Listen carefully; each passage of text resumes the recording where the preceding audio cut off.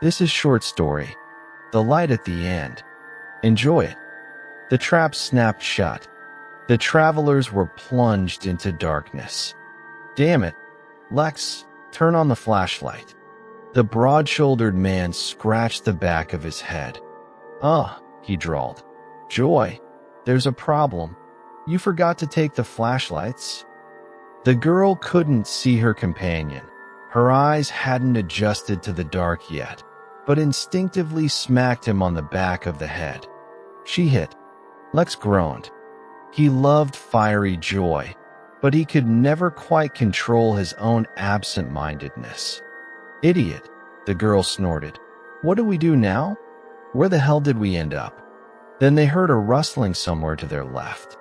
You're in the Mousetrap, a slightly mocking voice replied. Welcome. Joy immediately realized an adult man was speaking to them. Sir, where exactly are we? She asked at once. Like I said, you're in the Mousetrap. What? Went after the loot? The voice chuckled again. Yeah, Lex said gloomily. Saw that stash on the hill and decided to check it out right away. So what is this Mousetrap? The big guy asked. Oh, that's the key question, isn't it? Said the voice. That loot was an illusion. The mound it lay on was a fragment of the Mousetrap's tongue.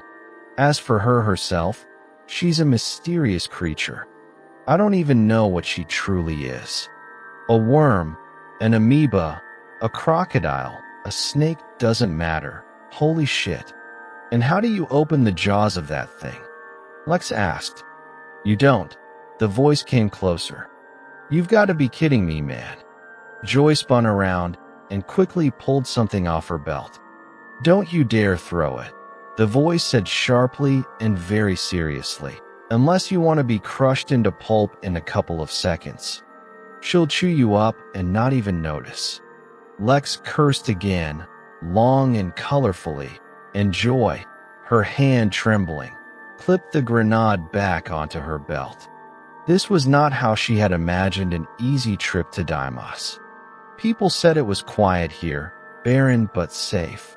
No one had mentioned this kind of madness and horror.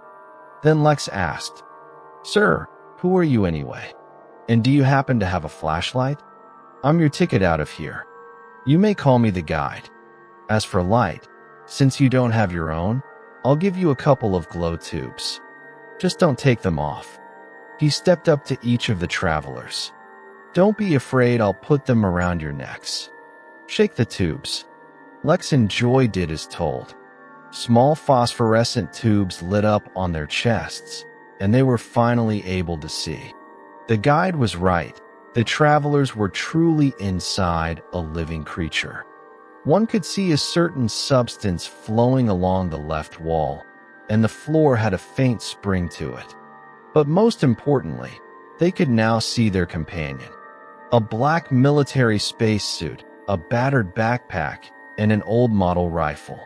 Joy took a closer look. Now I see why you're called the guide. He smirked again. In this kind of darkness, only a blind man could survive. Well then, ladies and gentlemen, do you want to live? Was all Lex managed. Judging by your accents, you're from Earth. Got a watch? What time is it? 6:30 p.m., Joy answered. Excellent. Mark 6 hours, said the guide. After that, gastric acid will reach this area. We move fast to the exit. Hopefully, we won't run into the numerous inhabitants of the Mousetrap along the way. Wait, so we're not the first ones you've let out? The girl asked. Of course not, sweetheart. The guide smiled with satisfaction. Oh yes, almost forgot. You came by rocket, right? Where's your ticket? Hand it over. It's a sort of payment. Lex handed him the slip of paper. The guide grabbed it with his grimy hands and pulled out a rope. No way. Oh yes. Yours will be number 1485. The man deftly attached the ticket to the bundle with the others. Now take the rope and tie it around your waist. I'll tie myself on too. Then we go. They did exactly that. They moved quietly through the darkness. Several times they had to climb, sometimes crawl. A couple of times the guide coldly fired his weapon into the black void.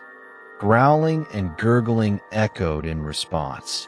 And afterward Lex and Joy found disgusting scraps of something foul at their feet. At last, they reached the end. They saw a light ahead, and then a stunningly beautiful clearing. Joy and Lex gladly climbed out of the mousetrap. "Farewell," the guide said from the opening. "I'm not going with you." And he vanished. What? The travelers were stunned. But an even greater shock awaited them when several people without spacesuits stepped into the clearing. They approached Lex and Joy. "Easy," they said. "Take off your helmets and breathe. There's oxygen here. You're in shock. We understand." "Where did he go?" Joy was confused, her hands trembling again. "That was an illusion of the mousetrap. The guide is the first Earthman ever caught in its snare. It uses his ghost to lure people like us deeper into the trap," came the reply. "But how?" Lex asked, sinking to the ground. "Easy. Breathe slowly. The shock will pass," the people told him. "We've been here 5 years already and still don't fully understand how the mousetrap works. We do know 2 things.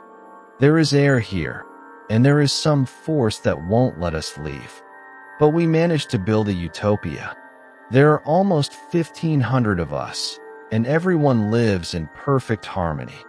Joy and Lex stared at each other with stunned eyes. Neither of them could utter a word.